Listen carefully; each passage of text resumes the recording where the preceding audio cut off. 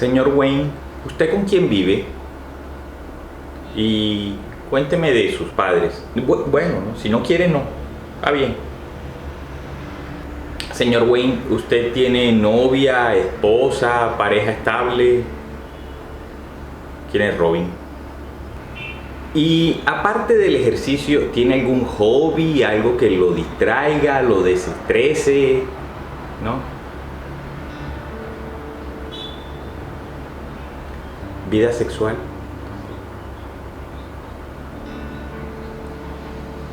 ¿En qué se gasta la plata? Perdón, era curiosidad. Indudablemente, Batman es el personaje más rentable de DC. Es uno de los superhéroes más admirados y su símbolo es uno de los logos publicitarios más reconocidos del mundo entero. El hombre murciélago es indudablemente un éxito comercial. Pero ante la polémica sobre si Batman hace un bien o hace un mal a Ciudad Gótica, teniendo en cuenta de que es un civil que toma la justicia en sus manos, ¿no deberíamos preguntarnos primero si el hombre murciélago hace un bien o hace un mal a Bruce Wayne? Con permiso del doctor Jesús Antonio Ramos Brieva, hoy en Detective de Letras investigaremos a Batman visto por un psiquiatra. Sabemos que Batman es la personalidad secreta del millonario de Ciudad Gótica que combate el crimen por un juramento a sus padres asesinados impunemente. Ha salvado muchas vidas, ha evitado grandes catástrofes, pero ¿existe otra alternativa para su alter ego? Mientras realizábamos la investigación para el short sobre el origen del rumor de la homosexualidad entre Batman y Robin, si aún no lo has visto, te dejamos un enlace por aquí. Encontramos un argumento muy interesante que defiende a Batman de dicho rumor. El texto decía: el doctor Jesús Antonio Ramos Brieva, médico adjunto del Servicio de Psiquiatría del Hospital Ramón y Cajal de Madrid, realizó en 2006 un estudio detallado de la psiquis del superhéroe en su libro Batman visto por un psiquiatra, en donde afirma: los comentarios de la relación homosexual han sido siempre artificios aparecidos en la prensa cuando los propietarios de los derechos sobre ambos personajes necesitan aumentar las ventas de las películas, las series de televisión o las historietas que protagonizan los dos. La heterosexualidad de Batman y Robin se ha subrayado siempre, haciéndoles tener a cada uno sus propias andanzas heterosexuales. Inmediatamente, el equipo investigativo de Detective de Letras, Sherlock y yo, se puso a la tarea de buscar ese libro por toda la red hasta encontrarlo y descubrimos una joya maravillosa que sirve de sustancia para este video. El perfil psicológico que presenta Batman se ha formado lentamente en el tiempo tras numerosas reformas. Las modificaciones introducidas en el personaje por diferentes autores obedecieron a las necesidades de ajustarlo a los gustos de cada década y por las peticiones comerciales de los lectores. Pero a estas alturas todos conocemos a Batman, y si no es así, hay cientos de videos en YouTube que podrían ponerte al día en cuestión de horas. Aquí analizaremos de la mano del libro de Jesús Antonio Ramos la psicología de Batman. Por supuesto, pidiendo de antemano disculpas al autor por la brevedad de este video, que no permitiría cubrir toda la extensión de su investigación y análisis. Para entender lo que ocurre en la vida de Bruce Wayne, no se puede olvidar que bajo la máscara de Batman se esconde él, el verdadero sujeto de estudio. Es preciso contar antes con dos coordenadas que condicionen su forma de afrontar los acontecimientos y reaccionar ante ellos. Estas son su inteligencia y su personalidad. La inteligencia de Bruce Wayne.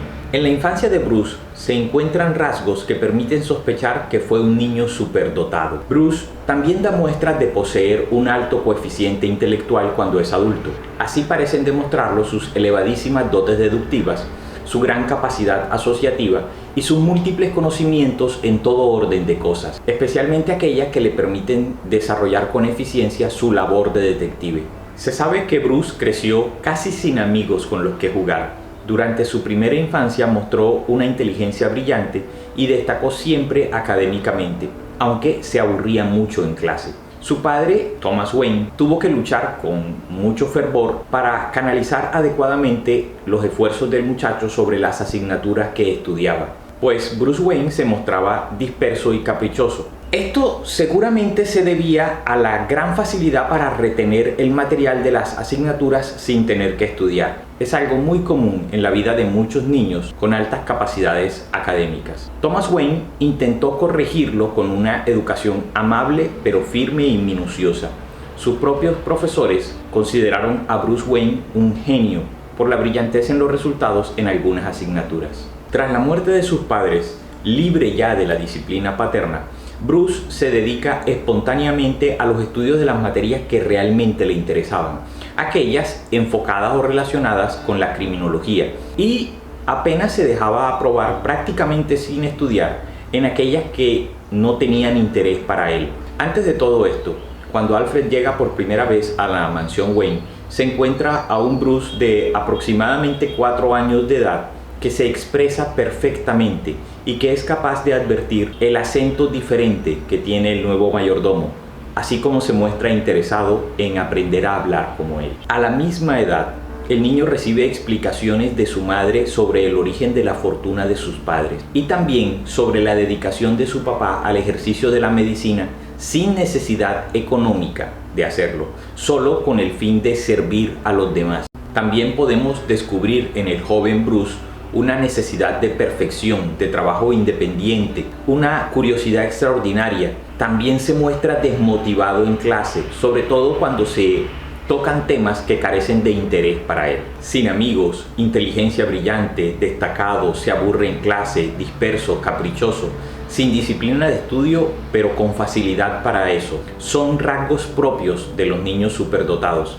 Incluso la organización de su viaje por Europa y por Asia, o la decisión que toma ante la tumba de sus padres con tan solo 8 años de edad, y su forma de organizarse para lograr los objetivos planteados en ese juramento, no son propios de esa edad. Pertenecen a una edad más cercana a la adolescencia tardía o la de un adulto joven. El coeficiente intelectual de Bruce Wayne podría situarse alrededor de los 150 puntos. Se sitúa ahí debido a que los niños superdotados tienen más problemas en adaptarse a su medio cuando se encuentran con inteligencias por encima de esta cifra. Bruce, pese a todo, tiene cierto grado de adaptación social, a su manera, claro está, pero las personas que se sitúan en los límites bajos de la superdotación, aquellos con IQ alrededor de 130 puntos, tienen menos problemas de adaptación porque congenian fácilmente con los niños normales de inteligencia alta e interactúan con ellos de un modo natural.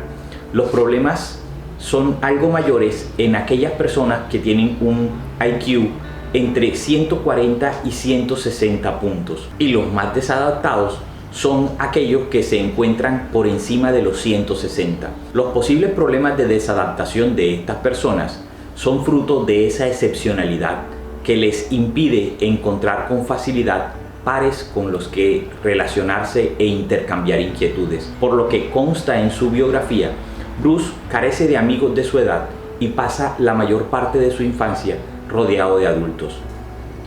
Yo sé que tú sueles encajar en esa descripción de pocos amigos y poco sociable, pero no eres el único.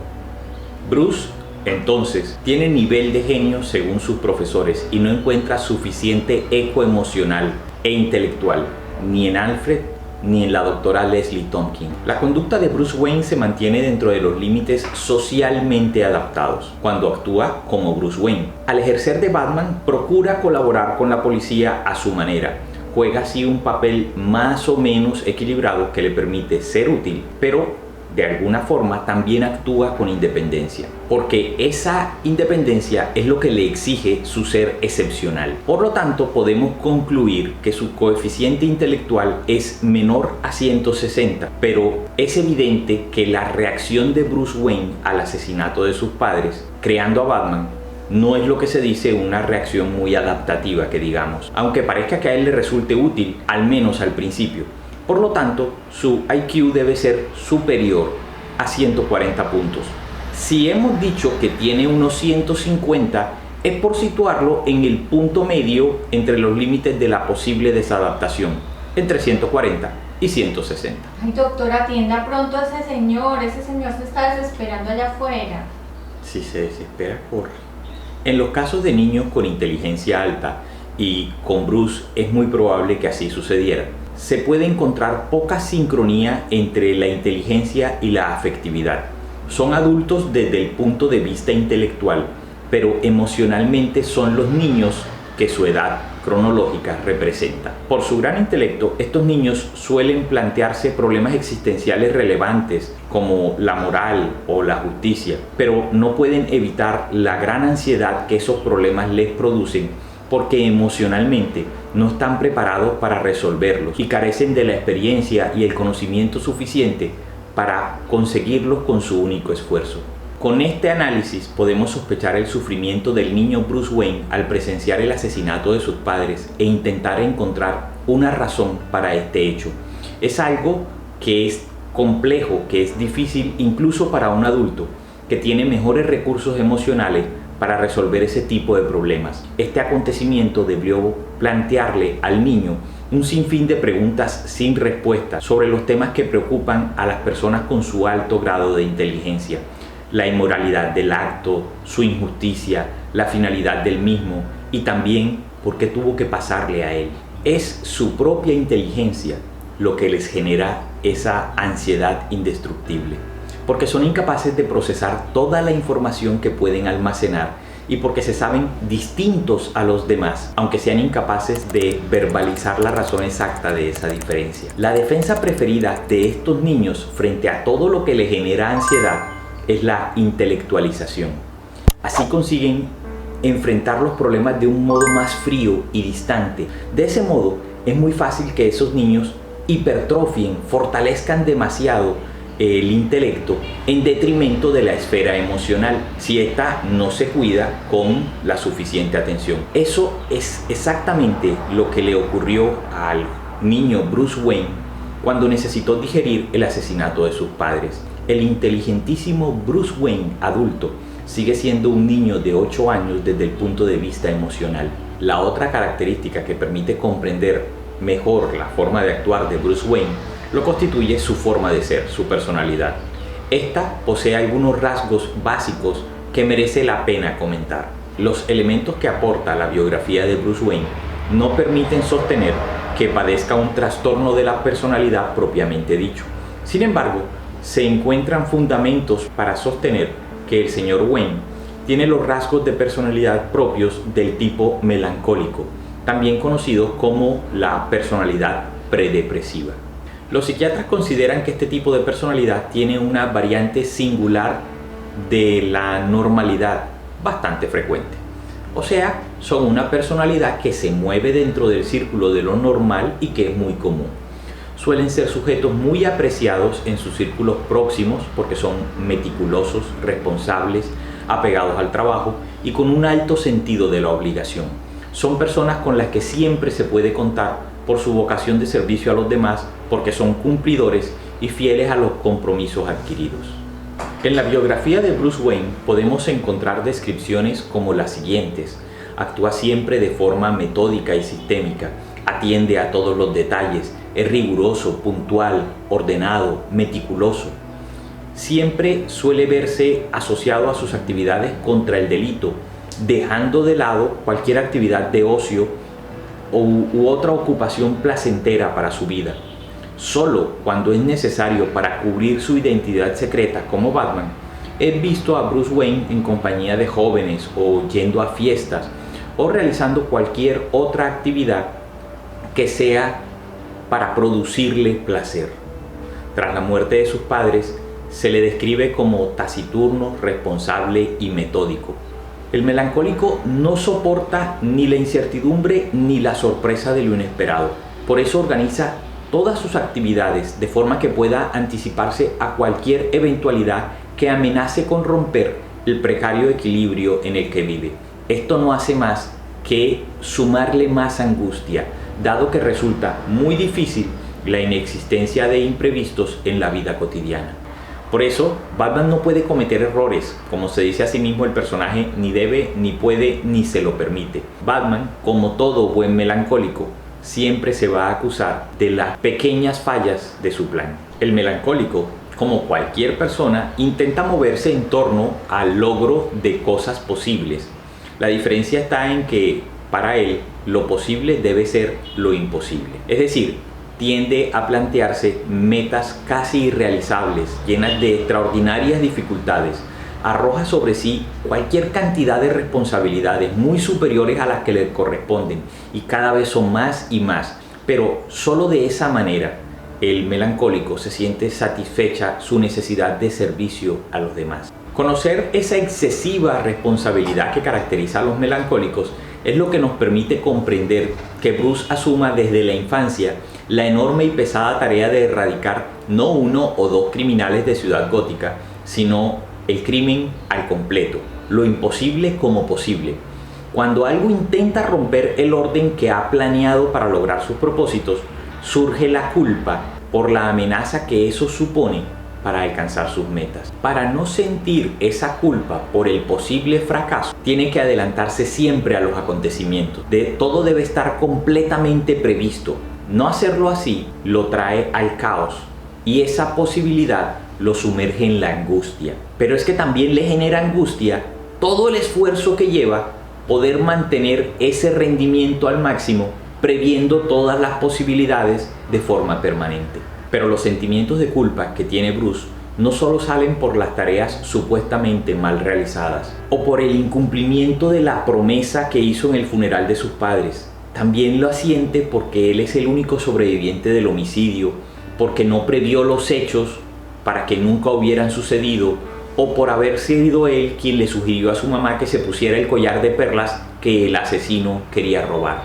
Todo el esfuerzo que le dedica a cumplir su tarea nace, como en todo melancólico, del temor a que alguien, en este caso sus padres, lo acuse de no hacer lo suficiente para erradicar el crimen de Ciudad Gótica. De la misma forma que sucede con todas las personas que tienen este rasgo de personalidad melancólico, las relaciones interpersonales de Bruce están limitadas por dos características fundamentales que lo esclavizan. Por un lado está su forma de relacionarse con los demás y de amarle. Para los melancólicos se define como ser para otro, una forma servicial de rendir para el otro, que los obliga a actuar hasta que están exhaustos, más en función de las necesidades del otro que de las propias. Bruce siempre está supeditado a las necesidades de Batman, y Batman trabaja para todos los demás. Pues para los melancólicos nunca se rinde lo suficiente, que equivale a decir nunca llego a amar lo suficiente. Bruce solo puede demostrar el cariño que siente por sus padres rindiéndoles como Batman al máximo en la promesa que les hizo. Pero existe otra forma de relacionarse con los demás propia del tipo de personalidad melancólico que caracteriza también a Bruce: ser uno con el otro. Esto quiere decir literalmente estar adherido al otro, no junto a él, no en compañía. Semejante forma de concebir los vínculos familiares crea unos lazos emocionales tan estrechos que cualquier forma mínima de pérdida, un gesto de desaprobación, por ejemplo, un silencio, una palabra inapropiada en cualquier momento, ocasiona un vacío inmenso e intolerable. La duda, la culpa y la ansiedad envuelven a Bruce del mismo modo en que su amplia capa envuelve los hombros de Batman. Las afirmaciones y frases que los guionistas hacen que Batman diga con cierta regularidad sobre su elección de actuar son racionalizaciones de esa elección. Batman no es libre, sino todo lo contrario. Bruce Wayne es un esclavo de sí mismo. De cierta manera todos lo somos, pero Bruce Wayne es esclavo de una promesa irrealizable que formuló a una edad en la que carecía de recursos para poder medir el alcance de las cosas. El Bruce adulto permanece encadenado al niño que fue y no consiguió crecer.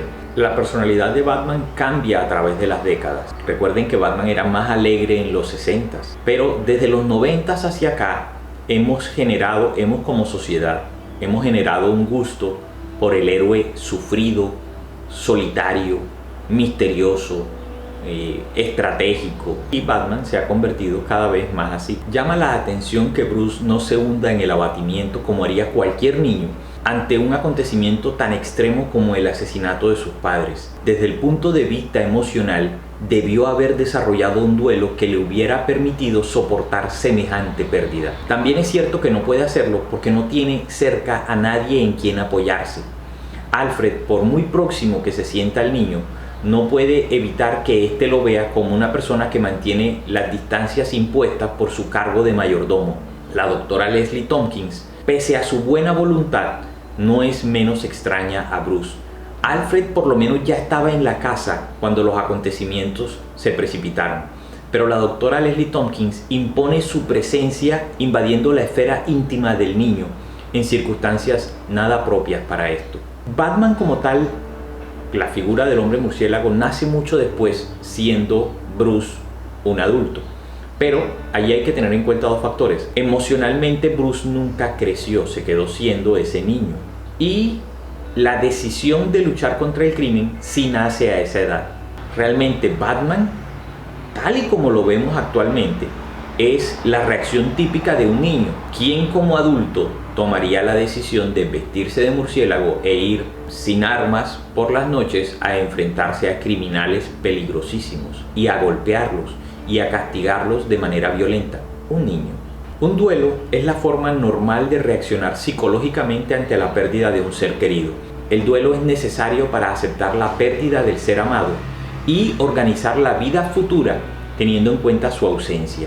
La gran inteligencia de Bruce, una condición óptima en muchos aspectos, se vuelve aquí en su contra, puesto que le permite reaccionar de un modo intelectualmente adulto, aunque no por eso mejor adaptado, elaborando un proyecto futuro dirigido a un fin muy concreto, en contra del factor emocional que, no puede olvidarse, corresponde al de un niño de 8 años. Bruce no sabe realmente cómo reaccionan los niños de su edad, ha estado siempre metido en un mundo de adultos. Si el niño hubiera dejado que se movilizaran sus emociones, habría podido llorar verdaderamente la pérdida de sus papás y tras esto aceptarla. Habría elaborado un duelo. El niño que tras el asesinato de sus padres no se puede expresar emocionalmente, queda relegado para siempre en el desarrollo posterior de los acontecimientos, arrinconado por el adulto que desde el punto de vista intelectual construye una meta para solucionar sus problemas. El proyecto que elabora le permite hacer justicia con la independencia que su inteligencia le exige, pero sobre todo le permite racionalizar su sed de venganza. Sí, por muy fanáticos de Batman que ustedes sean, tienen que admitir que lo que lo motiva es eso, sed de venganza. La creación de Batman. Bruce crea a Batman para ahogar cualquier sentimiento que dibuje un poquito de felicidad que pueda hacer que salga la culpa. De esa manera, Batman le permite otros sentimientos como la agresividad y la sexualidad sin que por ella pueda sentirse culpable. Además, le permite, naturalmente, vengarse de los criminales. Y de adulto, Batman le permite a Bruce poder ejercer y experimentar su sexualidad. Como Bruce no se lo puede permitir del mismo modo, porque Bruce no puede ser feliz y no debe ser feliz porque sus padres están muertos, porque sus padres fueron asesinados y eso haría que se sintiera culpable. Por lo tanto, Bruce no debe tener una vida sexual ni debe tener una pareja, pero Batman puede permitírselo. Si recordamos, este sujeto llamado Batman solo disfruta verdaderamente del amor y del sexo cuando tiene la máscara puesta. Batman es el vengador, el que realmente hace algo por sus padres. Por lo tanto, él sí merece disfrutar y el hecho es que lo hace. Las relaciones afectivas las inicia Batman. Las que inicia Bruce no son reales. Las relaciones afectivas iniciadas con Batman se dan solo con sus iguales, con seres capaces de expresar sin ningún tapujo su agresividad y sus deseos más íntimos. Las mujeres con las que suele tener relación están al borde de la ley, estando ellas del otro lado de la ley. Son relaciones con mujeres que saben quién es él realmente, con mujeres ante las cuales puede mostrarse sin la máscara de Batman. Pero ello sucede sobre todo con Talia, cuyo padre, aunque enemigo de Bruce, le quiere tanto como a un hijo, puesto que son iguales. Batman le sirve a Bruce para mantener encendido el recuerdo de sus padres muertos. Así, al no asumir realmente su pérdida, Es como si siguieran vivos. Que Batman no pare en ningún momento toda su actividad es algo que Bruce necesita. Porque si Batman comienza a reflexionar sobre la marcha y empieza a hacerse preguntas, si cuestiona sus decisiones, si comienza a dudar sobre sí mismo, Bruce se derrumbaría.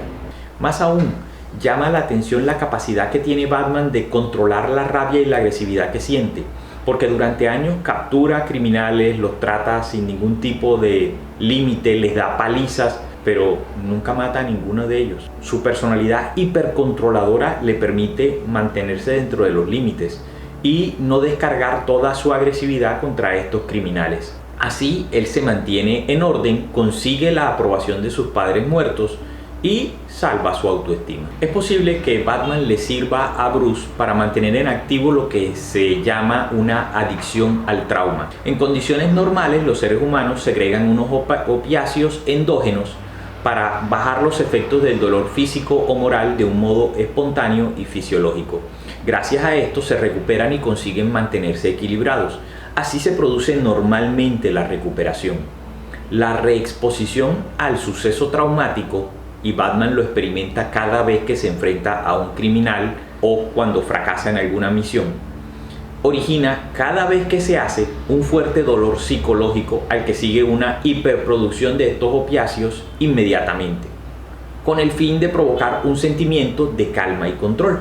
Como esto no puede ser duradero cuando pasan los efectos de estos opiáceos endógenos que se liberan de esta forma, en los adictos el trauma produce un síndrome de abstinencia muy subjetivo. Este síndrome conduce a estos individuos a un círculo vicioso de reexposición a un trauma igual o similar, para poder conseguir de esta manera el alivio sintomático transitorio que le proporciona otra liberación de estos opiáceos, como un drogadicto. Batman es adicto al trauma. Los cómplices de Batman. Batman no puede actuar siempre con impunidad. Realmente pensemos que si el Estado quisiera detener a Batman, ¿cuánto podría durar Bruce Wayne? Para poder conseguir esa impunidad, Batman necesita cómplices psicológicos que le hagan creer que actúa correctamente, colaboradores que le permitan sentir que se encuentra en el camino que debe seguir en lugar de enfrentarse a la idea de que está equivocado.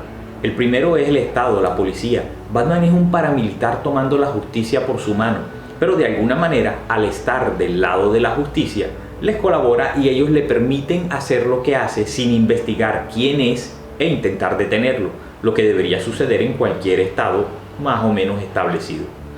Además de la policía, tenemos otra serie de cómplices.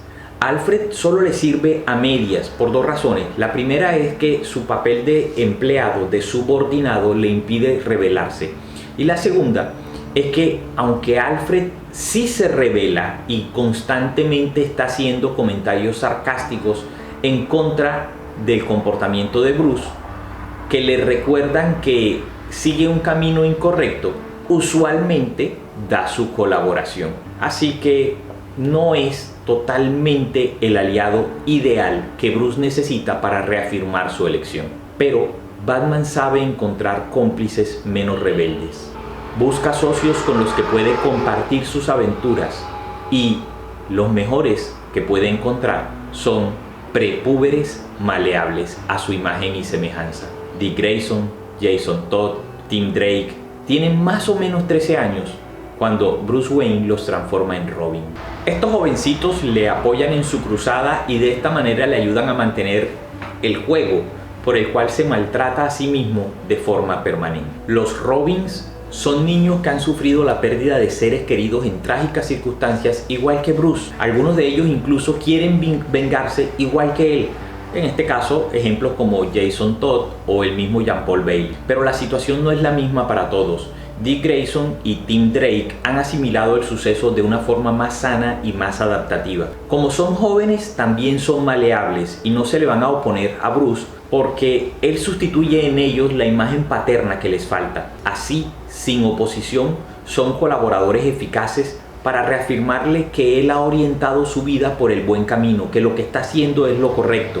No le discuten lo que él es y lo aceptan como tal.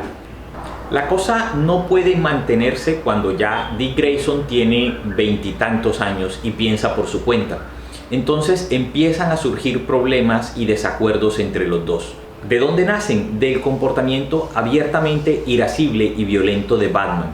Richard Grayson toma conciencia de que sus objetivos y sus caminos para conseguirlos son diferentes de los de Batman, y al no encontrar otras razones para seguir junto a Batman, se marcha a hacer su vida como haría cualquier joven sano para independizarse de sus padres. Semejante pérdida, la pérdida de Dick Grayson, le produce a Bruce un desgarro emocional intenso, pues toca una de las fibras de situaciones más temidas: la pérdida, el abandono emocional de sus seres queridos, que le recuerda el desamparo en el que le dejaron sus propios padres.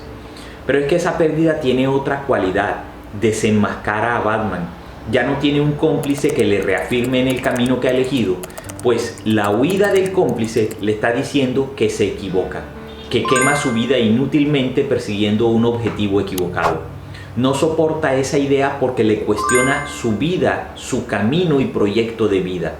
La culpa y la ansiedad salen para volver a su conciencia con fuerzas renovadas, y para poder callar esos gritos de la culpa y la ansiedad, Batman hace lo único que sabe hacer apenas puede: crear un nuevo Robin. En la creación del segundo Robin, Bruce comete uno de sus más grandes errores. Jason Todd no es el muchacho adecuado. La precipitación de Bruce por encontrar otro cómplice que le permita sostener su conflicto lo lleva a la muerte de este cómplice, y ahora se enfrenta a una pérdida mucho más dolorosa porque se siente directamente responsable de ella, como le sucedió de niño con el asesinato de sus padres. Pero de entre todos los cómplices que tiene Bruce, ninguno es tan cómplice y tan responsable como Talia, porque con Talia llega a celebrar un cierto tipo de ceremonia nupcial y llega a tener un hijo. La mujer que, cuando advierte que Batman deja de actuar como tal para dejar resurgir al emotivo Bruce, que empieza a sentir y a sentir como adulto ante la posibilidad de que va a tener un hijo, le comunica un falso aborto para anular ese proceso de recuperación del hombre que se oculta como un niño bajo la máscara de un murciélago. Si Bruce madura y se porta serio porque va a tener un hijo, dejaría de ser Batman. Batman y las mujeres. La primera mujer con la que Bruce Wayne tuvo un contacto cercano fue su madre. Resulta muy útil saber cómo se relacionaron ambos por el crucial papel que ejercen los padres como primeros modelos sociales que se presentan al niño para ser aceptados o rechazados por él. Lamentablemente se dispone de muy pocos datos sobre la señora Wayne, Martha. Por lo que se señala en la biografía de Bruce Wayne, parece que Martha era una mujer amigable, comprensiva y relajada. Debía compartir algunos puntos de vista y rasgos personales con su esposo, pero los guionistas suelen presentarla con gustos más hedonistas que los de Thomas Wayne. Y con el niño parece ser que Martha era dulce y cariñosa. El Bruce adulto no parece mostrarse muy identificado con los rasgos de Martha. Más bien parece que ha interiorizado el rigor y la disciplina de su papá, salvo que, realmente identificado con lo que representa su mamá, las emociones, lo rechace por los sentimientos de culpa que esto le genera y se defienda de esto transformándolo en su contrario, que en este caso resulta ser, por coincidencia, la forma de ser de su papá. Pero se sabe que Bruce sí tiene capacidad para emocionarse, porque así sucede, por ejemplo, cuando se le anuncia que va a tener un hijo y se le cae la máscara de Batman. Los vínculos de Bruce con mujeres que desconocen su doble identidad fracasan siempre, precisamente por la escasa afinidad que existe entre ellos. Estas mujeres se sienten atraídas en un primer momento por el fascinante físico del viril Bruce, por el rutilante y afamado millonario, pero cuando intentan profundizar en la relación, sufren una notable decepción porque no encuentran gran cosa al mirar en el fondo del hombre. Encuentran que Bruce Wayne está vacío. Bruce está tan anulado por el alter ego que ha creado que suele afirmar que Bruce Wayne es una máscara de día para Batman. Lo curioso es que Bruce Wayne no se desenmascara ante estas mujeres en ningún sentido, por temor a que lo rechacen si se muestra como realmente es o cree ser. Un mecanismo de defensa a través del autosabotaje. La verdad es que las mujeres que conozco, las sinceras, huirían si Bruce dice que pese a que es un millonario atractivo, atlético y con todo el futuro asegurado, se disfraza de murciélago en las noches para pegarle a los criminales. Las interesadas no. Existen algunas semejanzas gracias a las cuales Batman se muestra a Talia tal cual es, sin máscaras. Los dos presenciaron siendo niños el asesinato de su madre. Ambos tienen sentimientos de venganza por eso. Batman los tiene disfrazados como paladín de la justicia, pero en Talia son más explícitos y ni siquiera intenta ocultarlos con ninguna racionalización. Y esto último es algo que Bruce realmente debe envidiar en ella. También los mantiene unidos su capacidad para expresar sin tapujos tanto su agresividad como su sexualidad. En este caso, son seres tan primarios el uno como la otra. Como luchadora, Talia no tiene nada que envidiar a Batman, ni en sus métodos ni en su eficacia. Tampoco tiene que envidiarle su condición de líder, ya que su papá, Ra's al Ghul, le confía la dirección de sus fuerzas en misiones muy importantes que ella suele resolver con éxito. Si se dan cuenta, Talia es lo más parecido que hay a Batman en la vida de Bruce Wayne. Batman como criatura fallida. Batman, lejos de ser el atractivo héroe que creen ver sus lectores, es un sujeto inacabado y fracasado. Piensen, le arrebataron brutalmente a sus padres cuando era niño. No terminó ningún estudio, es decir, no tiene ningún título universitario. Carece de amigos. En su afán por cumplir la justicia y luchar contra los malhechores, no hace política, no se convierte en legislador, ni abogado, ni juez, ni fiscal, pese a tener todos los medios económicos y sociales para alcanzarlo. En el momento que consigue estar cara a cara con el presunto asesino de sus padres, Joe Chill, ni siquiera se atreve realmente a matarlo. Fracaso tras fracaso. Los amores de Bruce Wayne no consiguen ser estables. Solo son estables los amores de Batman con delincuentes. Por si fuera poco, le quitan a su hijo no nacido. Talia no lo deja ser normal, lo obliga a ser de nuevo Batman. El primer Robin lo abandona. También Alfred, su mayordomo de toda la vida, lo abandona en algún momento. Ve morir al segundo Robin tras haberse equivocado en esa elección. Y se equivoca al tener que elegir el primer sucesor como Batman, nombrando a Jean-Paul Bailey, un sujeto inestable y peligroso. Asesinan a una de las novias de Bruce Wayne y su casa es destruida en un terremoto. Este tipo está más salado que un queso. Bruce Wayne tiene además como meta final un propósito imposible de conseguir para un hombre solo: erradicar el crimen. Todo, en fin, son pérdidas para Bruce. Además, Bruce como Batman, lejos de ser la persona viril e independiente que parece ser, vive siempre acosado por la imagen invisible de sus papás. Aún no ha conseguido independizarse de ellos, porque emocionalmente sigue siendo aquel niño de 8 años que quedó paralizado en el callejón del crimen. Este héroe, tan aparentemente lleno de atractivos, tan admirado a nivel mundial, líder de la taquilla cinematográfica, es realmente un sujeto desdichado que no ha crecido convenientemente. Es más digno de lástima que de admiración, porque si Bruce Wayne dejara de ser Batman, ¿qué le quedaría? Nada. Porque, como ya se ha dicho, el verdadero Bruce Wayne también murió ese día que asesinaron a sus papás. Batman no es más que un espectro, un remedo de vida, una sombra existencial creada para ocultar una triste realidad: la muerte emocional de Bruce Wayne, su fracaso como forjador de un proyecto de vida realista. De allí viene el carácter sombrío, triste, amargado y taciturno del personaje que se inventó, su profunda y permanente melancolía, la psicopatología de Batman. Aunque los problemas o el conflicto de Bruce sean comprensibles, cualquiera habrá advertido la presencia de síntomas psicopatológicos en el personaje, porque ya hay que hablar de Bruce Wayne en términos de paciente que está sufriendo y que debe ser ayudado. La enfermedad actual. Cuando Bruce cumple alrededor de los 30 y tantos años, comienza a sufrir un conjunto de síntomas que nunca antes había padecido. El paciente se ha mostrado desde esa edad y durante los últimos años con un estado de ánimo profundamente bajo. En su caso se expresa con frecuencia con gran irritabilidad, violencia y cierto descontrol en su impulsividad.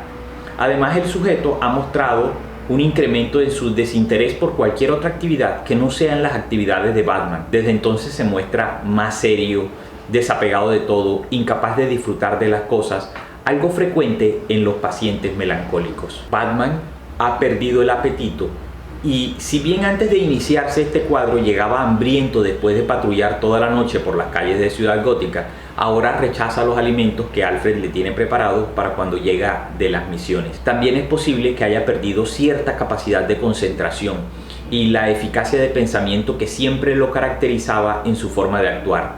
Tiene más dudas antes de entrar en acción, suele fallar en descubrir la presencia de enemigos ocultos y no suele importarle que estos lleven armas peligrosas.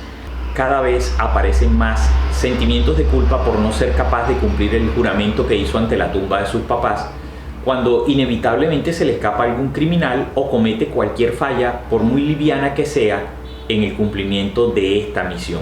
Bruce suele dormir inquieto con frecuentes despertares a causa de las pesadillas sobre la muerte de sus padres, y ahora estas pesadillas se repiten con mayor frecuencia. Además, Bruce se siente inseguro, con temores desmedidos a que le suceda algo irreparable a sus seres queridos. La consecuencia de todo esto, como ya se ha dicho, es que se equivoca más frecuentemente y sufre un mayor número de heridas que en ocasiones pasadas. El conjunto de síntomas mencionados configura un cuadro que presenta características que permiten hacer un diagnóstico de un episodio depresivo. Batman está sufriendo una depresión clínica, una enfermedad llamada depresión o melancolía que no tiene nada que ver con la experiencia cotidiana de sentirse triste o levantarse abatido. Los antecedentes personales. No se encuentra descrito ningún antecedente psiquiátrico personal en la vida de Bruce Wayne, excepto uno de gran importancia para su vida, el asesinato de sus padres. Y él mismo hubiera muerto si no hubiera llegado la policía, quien puso en fuga al asesino. Después de ese acontecimiento, Bruce sufrió durante una larga temporada pesadillas en las que volvía a ser testigo del desdichado acontecimiento, despertándose ansioso, sudoroso y asustado. Tales datos nos hacen presumir que el paciente ha sufrido desde su infancia un trastorno por estrés postraumático. No existen pruebas de que Bruce pasara por una reacción de duelo normal tras la muerte de sus papás.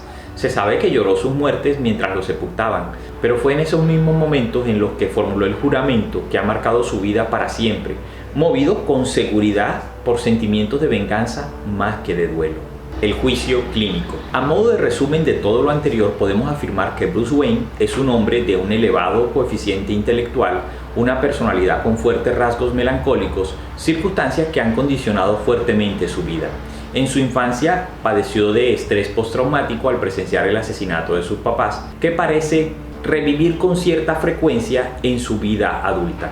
Probablemente sufrió tras ese acontecimiento un cierto embotamiento afectivo, lo que le permitió ahogar sus sentimientos e hipertrofiar lo único con lo que contaba para poder defenderse de este trauma, su inteligencia. Eso facilitó que no elaborara en su momento el respectivo duelo por la muerte de sus papás. La vida de Bruce Wayne ha estado determinada por ese duelo no elaborado en su infancia, por fuertes sentimientos de culpa muy propios de los supervivientes de catástrofes y por la permanente presencia invisible de sus padres. Todo eso le ha llevado a crear un personaje fantasmagórico llamado Batman, que le permite enmascarar las dificultades psicológicas que padece. Tanto Batman como Bruce Wayne siempre han llevado máscaras, no mostrándose sin ellas en ningún momento, excepto ante las mujeres que Batman ama como tal, mujeres que conocen su doble identidad y que viven en el mismo mundo de delincuencia que Batman combate, y un mundo de delincuencia por el que parece mostrar una cierta atracción inconfesada. Existen elementos que permiten sospechar que Batman sufre lo que se ha llamado una adicción al trauma. Finalmente ha padecido un episodio depresivo de varios años de evolución tras la pérdida de un hijo.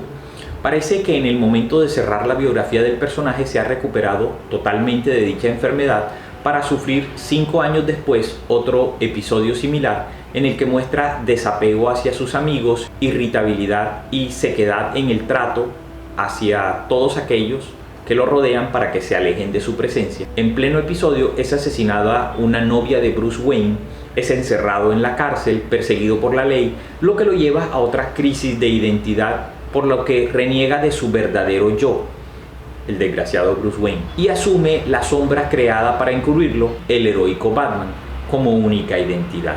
Algunos sostienen que Batman está tan loco como los criminales a los que se enfrenta: el Joker, Dos Caras, el Acertijo, Hiedra Venenosa, el Pingüino, etc. Otros afirman, sin embargo, que en el ambiente insano de Ciudad Gótica, el único ser que conserva algo de su cordura es precisamente Batman. A lo largo de todo este tiempo en el que hemos hablado de él, parece evidente que no podemos concluir que Batman es un hombre loco, ni en el sentido profesional del término, ni en el sentido lego. Batman está simplemente equivocado, y muy equivocado, porque ha tomado decisiones erróneas de largo alcance que afectan el conjunto de toda su vida. Bruce sufrió un trauma psicológico importante cuando era demasiado pequeño, siendo muy inteligente y encontrándose muy solo. Ha pagado un precio desproporcionado por algo de lo que se considera responsable sin llegar a serlo: el tratamiento.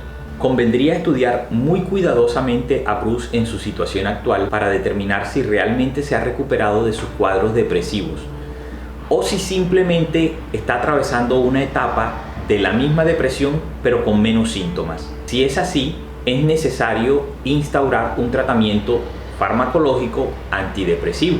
El mismo tratamiento antidepresivo podría ser útil para aliviar las posibles secuelas del trastorno de estrés postraumático que Bruce sufrió en su infancia y que parece mantenerse en forma más o menos subclínica hasta la actualidad. Podría añadirse algún otro tratamiento a base de algún fármaco antagonista de los opiáceos para bloquear los efectos de estos sobre el organismo. Al mantener este efecto durante un tiempo prolongado, podemos equilibrar el refuerzo que Batman obtiene con esta conducta y podemos romper el círculo vicioso de adicción al trauma que parece sufrir Bruce Wayne. Tras un cierto tiempo de tratamiento, podemos esperar con un razonable optimismo que Bruce recupere la situación previa antes de iniciar este círculo vicioso en el que se encuentra. Lo que sucede es que este punto de partida no es precisamente muy sano, todo lo contrario, es más bien frágil, razón por la cual no podemos dejar de ejercer una acción terapéutica sobre el paciente Bruce Wayne. De no ser así, el paciente podría volver a deprimirse y probablemente a deteriorarse mentalmente. Bruce no tiene más remedio que aceptar ayuda profesional que le permita desmontar esa red de desaciertos en las que ha envuelto su vida. Deberá tomar contacto muy poco a poco con su drama. Es inteligente y puede darse cuenta de esto con poca ayuda exterior, pero la necesita, porque sus mecanismos de defensa le pueden impedir conseguirla espontáneamente. Es Bruce Wayne quien tiene que ponerse en tratamiento porque Batman no puede hacerlo. No tiene capacidad para reconocer un problema porque él es fruto de ese mismo problema. Batman es un fantasma creado para encubrir todo el conflicto en la psiquis de Bruce Wayne. Porque si Bruce se cura, no tendrá razón para existir Batman y tendría que desaparecer. Cosa que por simple instinto de supervivencia Batman no va a aceptar. No es una mera hipótesis. Batman ya ha intentado en otras ocasiones eliminar de su vida a Bruce Wayne, porque Batman no es la solución como Bruce cree, sino parte del problema. En tratamiento, Bruce Wayne llegaría a entender que ha vivido media vida sumido en una trampa que él mismo ha construido para expiar un pecado que no cometió.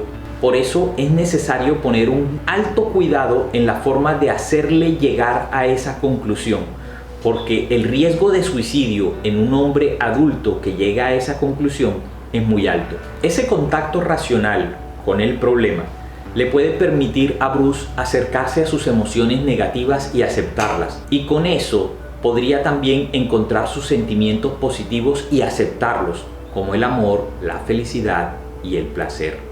Una vez hecho todo esto, Bruce Wayne podrá al fin llorar a sus papás y elaborar el duelo que no tuvo cuando ellos murieron. Hay que ayudarle a comprender y asimilar que él no fue el culpable de la muerte de sus papás. Disolver ese núcleo de equivocaciones y culpas será el comienzo de una separación de esa relación morbosa que existe entre Bruce Wayne y Batman. Va a servir para fortalecer el verdadero yo de Bruce Wayne, y así va a crecer y va a romper los lazos invisibles que aún le encadenan a sus papás. Cuando eso suceda, Batman ya no va a serle psicológicamente necesario a Bruce y va a tener que desaparecer. Pero si Bruce se queda sin Batman, necesita aprender a vivir por sí mismo. Para ello no tiene que cambiar los valores nobles que le transmitieron sus papás. Tiene la Fundación Wayne para fomentar la lucha organizada contra la delincuencia, para ayudar a los desvalidos, para financiar la investigación si lo desea. Puede adoptar nuevos retos empresariales, puede hacerse más rico de lo que ya es, puede mejorar sus compañías, incluso podría ser senador e impulsar nuevas leyes, podría llegar incluso a ser presidente de la República. Puede encontrar pareja, ahora que no necesita ocultarse bajo ninguna máscara, puede tener hijos, puede ser feliz, puede vivir. Pero para hacerlo, a cambio, Batman tiene que morir. Es necesario que se deshaga ese vínculo personal con él. Para que Bruce sea un hombre razonablemente feliz, necesita dejar de ser Batman y necesita recuperarse a sí mismo. Prospecciones de futuro. Si el héroe se pone en tratamiento y evoluciona, como ya se ha dicho, parece lógico pensar que el futuro más congruente es que Bruce deje de ser Batman para ser él mismo. Pero hay que ponerse en la situación de que Bruce no acepte el tratamiento o de que fracase por cualquier razón. ¿Qué sucedería entonces con él? Primero, el destino de Bruce Wayne. Si Batman sigue adelante, su permanente lucha contra la culpa y su incapacidad para erradicar el crimen de Ciudad Gótica va a aumentar su trastorno y lo van a volver cada vez más obsesivo, menos controlado, más violento, con una mayor rigidez psíquica, como se ha podido ver cuando se deprime.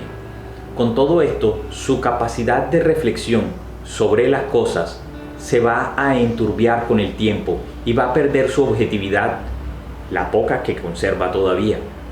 Cuando pase esto, va a terminar actuando de un modo cada vez más estereotipado y más irreflexivo, con menor flexibilidad, lo cual lo va a llevar a nuevos episodios depresivos. Todas las situaciones de Batman serán contempladas como blancas o negras, sin claroscuros, sin matices. Cualquier consideración en contra de su cruzada será vista como un ataque contra él mismo. Si todo esto ocurre, Batman terminará convertido en un ser rencoroso y vengativo. Cualquier situación que volviera a ponerle en contacto con sus emociones positivas que no se permite o que le demuestre que su lucha contra el crimen es estéril, va a terminar enfermándolo aún más, quizá para siempre. Como el paso del tiempo no lo podemos detener, Batman va a perder elasticidad, rapidez, sus reflejos van a ir disminuyendo, lo que lo va a convertir cada vez en un blanco más vulnerable para sus enemigos. Tal situación lo va a llevar cada vez más a blindar su uniforme y a dotarlo con más elementos electrónicos para su defensa, como lo hacía Jean Paul Bailey, o como lo podemos ver en Kingdom Come, a construir robots que hagan el trabajo por él. Si no hace esto, muy seguramente va a morir bajo las balas de un enemigo en cualquier momento. Otra opción posible, el suicidio. Al constatar que no puede realizar la tarea a la que encomendó su vida, vivir carece de sentido y habría posibilidades de que Batman intentara poner fin a su existencia. Es posible que debido a ese fanatismo final termine convirtiéndose en una caricatura grotesca de sí mismo, absolutamente fuera de la realidad cotidiana. Batman terminaría convirtiéndose en aquello contra lo cual lucha. En esas circunstancias, dadas las características de los delincuentes que el señor Wayne tiene introyectadas desde la infancia, podría transformarse precisamente en lo que odia, en un delincuente sin sentido, como fue Joe Chill para el joven Bruce, o en un criminal desquiciado como el Joker o Dos Caras. Alguien que quiera a Bruce Wayne y tenga algún tipo de influencia sobre él, tiene que convencerlo de que se ponga en tratamiento psiquiátrico lo antes posible para que esto no suceda. Bruce se merece poder disfrutar realmente de la vida en el segundo tramo de su existencia que aún conserva.